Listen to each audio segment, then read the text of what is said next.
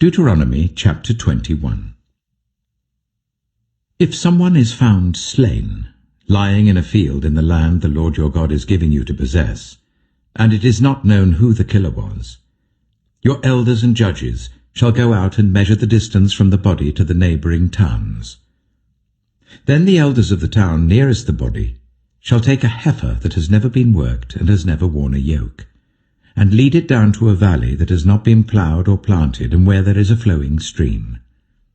There, in the valley, they are to break the heifer's neck. The Levitical priests shall step forward, for the Lord your God has chosen them to minister and to pronounce blessings in the name of the Lord, and to decide all cases of dispute and assault. Then all the elders of the town nearest the body shall wash their hands over the heifer whose neck was broken in the valley, and they shall declare, Our hands did not shed this blood, nor did our eyes see it done. Accept this atonement for your people, Israel, whom you have redeemed, Lord, and do not hold your people guilty of the blood of an innocent person. Then the bloodshed will be atoned for, and you will have purged from yourselves the guilt of shedding innocent blood, since you have done what is right in the eyes of the Lord. When you go to war against your enemies, and the Lord your God delivers them into your hands, and you take captives, if you notice among the captives a beautiful woman and are attracted to her, you may take her as your wife. Bring her into your home, and make her shave her head, trim her nails, and put aside the clothes she was wearing when captured. After she has lived in your house and mourned her father and mother for a full month, then you may go to her and be her husband, and she shall be your wife. If you are not pleased with her, let her go wherever she wishes. You must not sell her or treat her as a slave, since you have dishonored her. If a man has 2 wives, and he loves one but not the other, and both bear him sons, but the firstborn is the son of the wife he does not love, when he wills his property to his sons, he must not give the rights of the firstborn to the son of the wife he loves, in preference to his actual firstborn, the son of the wife he does not love. He must acknowledge the son of his unloved wife as the firstborn by giving him a double share of all he has. That son is the first sign of his father's strength. The right of the firstborn belongs to him. If someone has a stubborn and rebellious son, who does not obey his father and mother, and will not listen to them when they discipline him, his father and mother shall take hold of him, and bring him to the elders at the gate of his town. They shall say to the elders, This son of ours is stubborn and rebellious, he will not obey us, he is a glutton and a drunkard. Then all the men of his town are to stone him to death. You must purge the evil from among you. All Israel will hear of it and be afraid. If someone guilty of a capital offense is put to death and their body is exposed on a pole, you must not leave the body hanging on the pole overnight. Be sure to bury it that same day, because anyone who is hung on a pole is under God's curse. You must not desecrate the land the Lord your God is giving you as an inheritance. Deuteronomy chapter 22. If you see your fellow Israelites' ox or sheep straying, do not ignore it, but be sure to take it back to its owner. If they do not live near you, or if you do not know who owns it, take it home with you and keep it until they come looking for it. Then give it back. Do the same if you find their donkey or cloak or anything else they have lost. Do not ignore it. If you see your fellow Israelites' donkey or ox fallen on the road, do not ignore it. Help the owner to get it to its feet.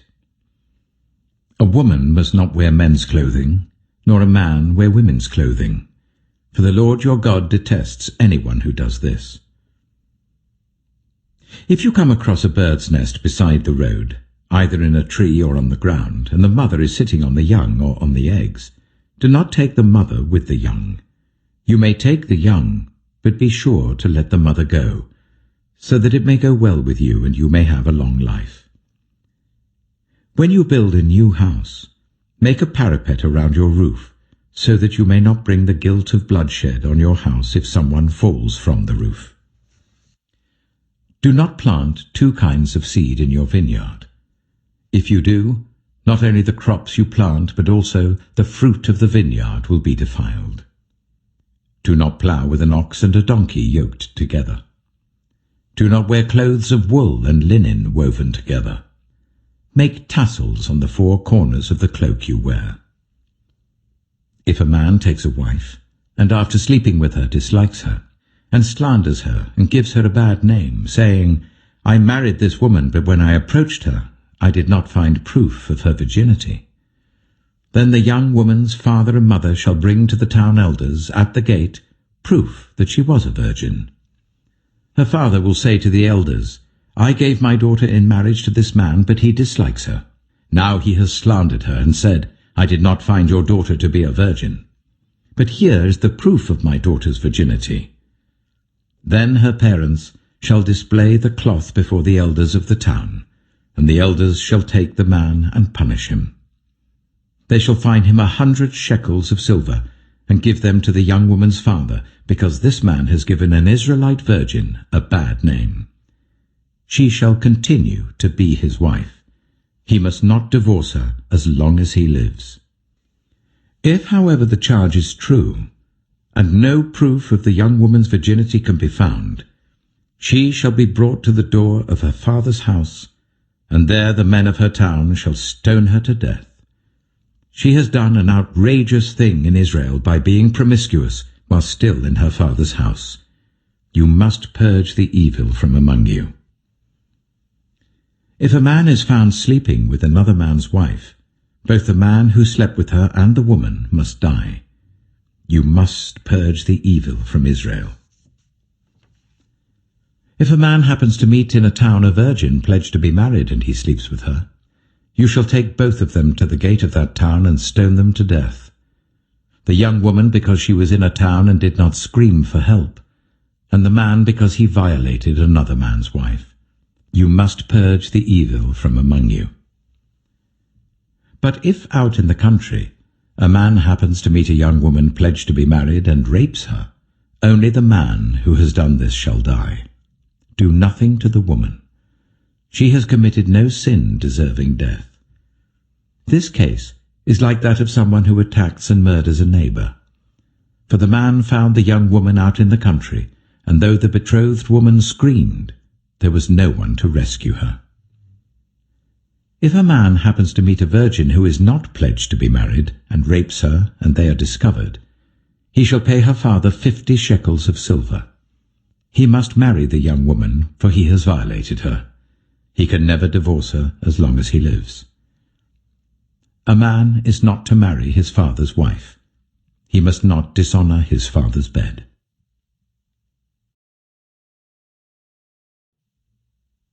Deuteronomy chapter 23. No one who has been emasculated by crushing or cutting may enter the assembly of the Lord. No one born of a forbidden marriage, nor any of their descendants may enter the assembly of the Lord, not even in the 10th generation.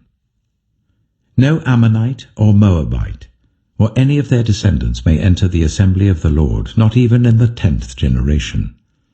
For they did not come to meet you with bread and water on your way when you came out of Egypt. And they hired Balaam son of Beor from Pethor in Aram Naharaim to pronounce a curse on you. However, the Lord your God would not listen to Balaam, but turned the curse into a blessing for you, because the Lord your God loves you. Do not seek a treaty of friendship with them as long as you live. Do not despise an Edomite, for the Edomites are related to you. Do not despise an Egyptian, because you resided as foreigners in their country.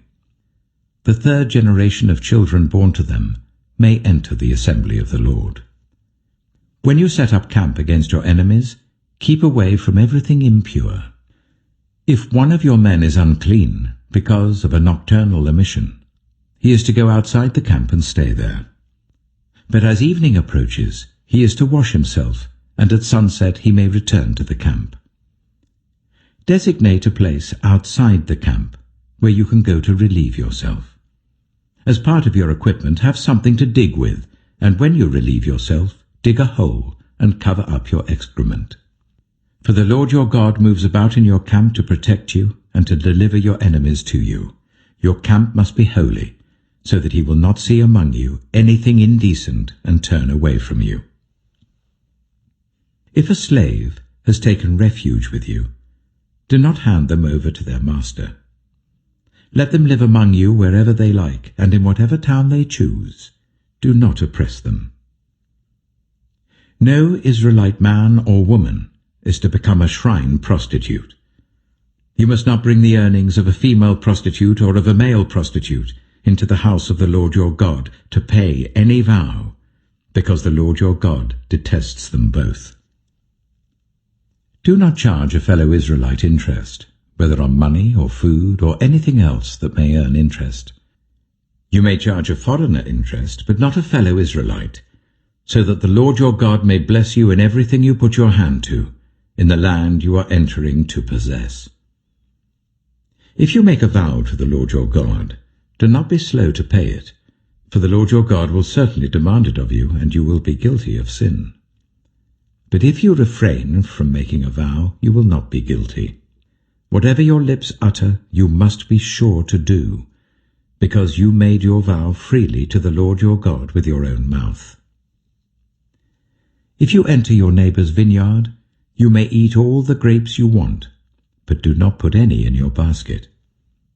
If you enter your neighbor's cornfield, you may pick the ears with your hands, but you must not put a sickle to their standing corn.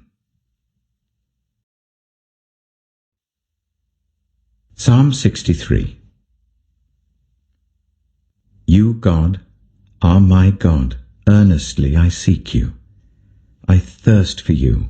My whole being longs for you, in a dry and parched land where there is no water. I have seen you in the sanctuary and beheld your power and your glory. Because your love is better than life, my lips will glorify you. I will praise you as long as I live, and in your name I will lift up my hands. I will be fully satisfied as with the richest of foods. With singing lips my mouth will praise you. On my bed I remember you. I think of you through the watches of the night.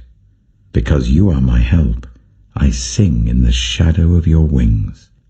I cling to you. Your right hand upholds me. Those who want to kill me will be destroyed.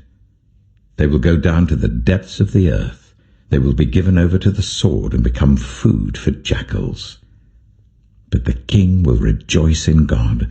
All who swear by God will glory in him, while the mouths of liars will be silenced.